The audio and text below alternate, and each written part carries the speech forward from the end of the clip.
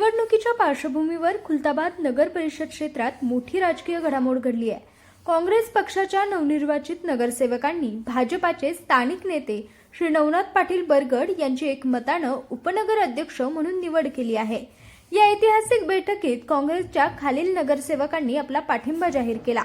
यात नशीब बानो मातोहर, शेख समरीन बानो, शेख अब्दुल अमीर, शेख सलीम मोदीन इफ्तेखारुद्दीन, गजाला परवीन मोहम्मद असलम यांचा समावेश होता।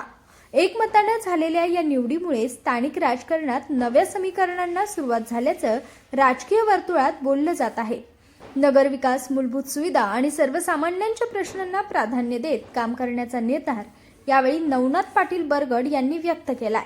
खुलताबाद शहरात या घडामोडीची जोरदार चर्चा सुरू असून आगामी काळातील राजकारणावर याचा थेट परिणाम होणार असल्याचं बोललं जात आहे।